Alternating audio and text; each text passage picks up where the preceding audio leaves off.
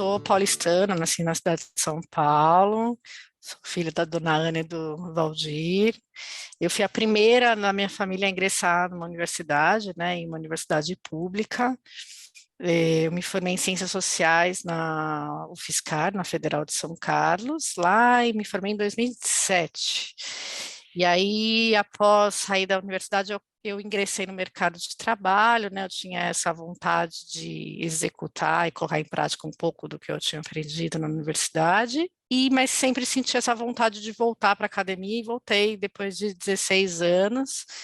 É, entrei como aluna especial para conhecer alguns cursos, para ver qual eu tinha mais afinidade e estava mais alinhada com o meu tema de pesquisa. Encontrei o programa de sustentabilidade da EASH, da USP. E o meu tema de pesquisa é sobre concessões florestais, né? Eu trabalhei em 2009, 2010, numa empresa que trabalhava com concessões florestais, que é o manejo madeireiro e não madeireiro de produtos florestais, né? Madeira. E em concessões, no modelo atual, em concessões dentro de unidades de conservação. Então, a minha pesquisa foi estudo sobre o impacto e as disputas, né, os temas em disputas, com foco na questão territorial, do conflito fundiário e dos recursos florestais, no modelo de concessões florestais no Brasil, né, de florestas públicas. É um estudo de caso, então eu fiz o trabalho, a pesquisa através da Flona Saracataquera, que fica no Pará, nos municípios de Oriximiná, Terra Santa e Faro. A proposta de pesquisa foi identificar, então, se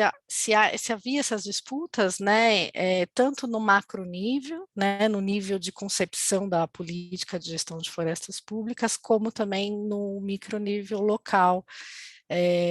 na área de atuação das concessões. Concessões florestais, o modelo, né, a Lei de Gestão de Florestas Públicas, ela é muito interessante, ela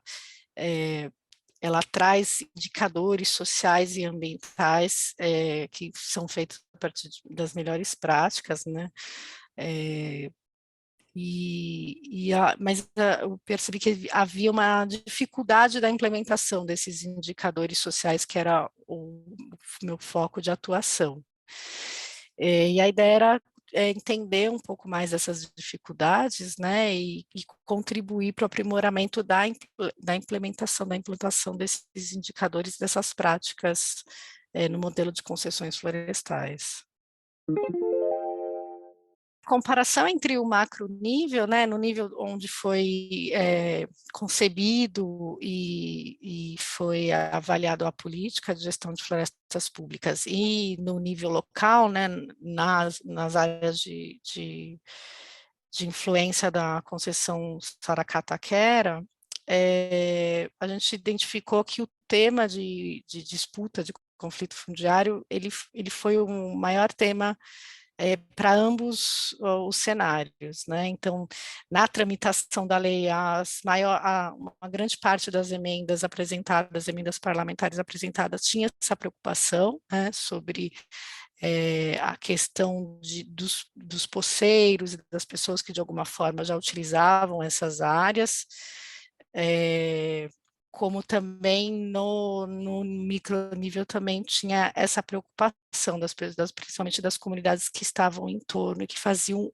o uso dos recursos florestais. Dos temas importantes que a Lei de Gestão de Florestas Públicas traz é que eles têm um processo muito robusto de identificação de quais unidades de conservação ou quais áreas não destinadas podem ser destinadas às concessões florestais. E nesse processo, quando é identificado o uso tradicional, né,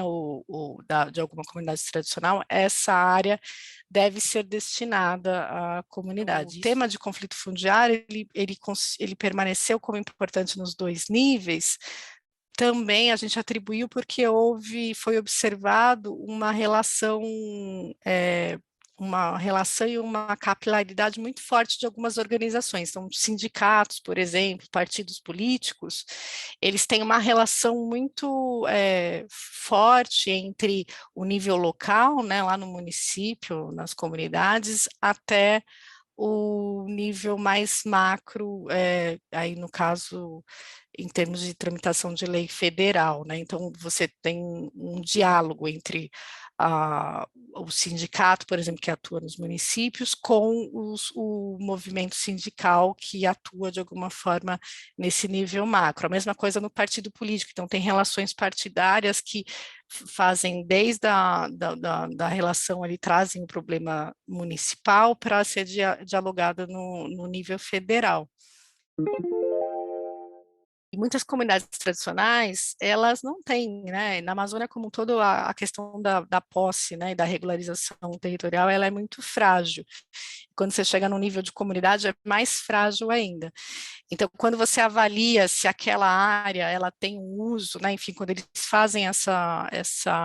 esse processo que é bem robusto, mas você não consegue ter esse tipo de informação, eventualmente, se aquela área ela é de uso tradicional ou não, principalmente para comunidades que não são reconhecidas como tradicionais.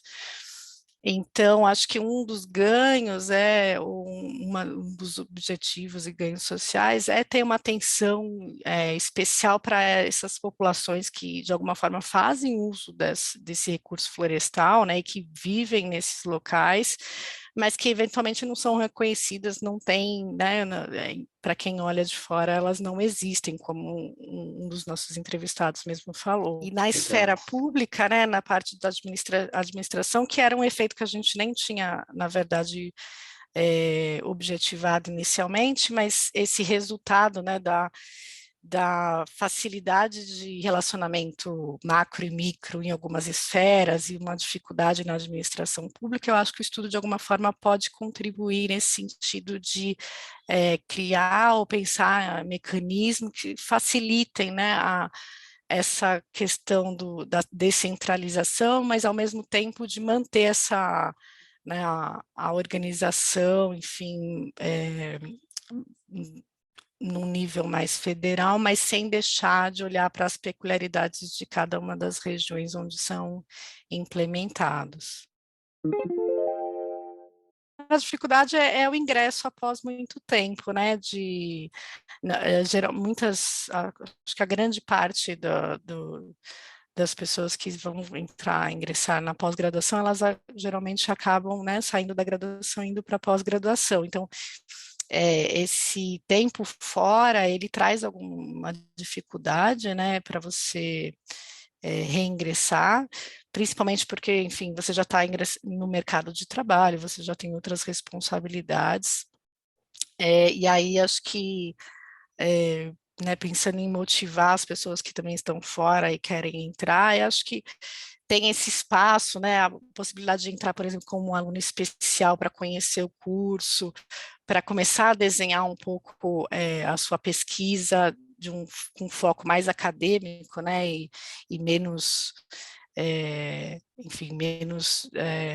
não acadêmico, né, mais generalista, como geralmente a gente entra na pós-graduação. A importância também de achar um bom orientador, né, para conseguir construir junto esse marco teórico, que eu acho que é o principal desafio aí, de quem vai entrar na academia, na pós-graduação. E aí, particularmente, né, tem também, teve a dificuldade do contexto que a gente vive atualmente, né, com redução de bolsas, enfim, essa dificuldade para quem precisa desse apoio. No nosso caso, a gente teve o apoio do PROAP para pesquisa de campo, que foi fundamental, a maternidade, que aconteceu na metade do mestrado, junto com a pandemia, né, então, enfim, eu me afastei por um tempo de licença maternidade, eu consegui fazer o campo, me planejei bem para fazer o campo antes, né, fui fazer meu campo com 6 meses de gestação, e aí depois eu voltei, fiquei um tempo de licença maternidade, quando eu comecei a escrever o texto de qualificação, e aí começou o período de pandemia, né, que não foi fácil para ninguém, não só por uma questão de saúde física, mas a saúde mental também, de você conseguir focar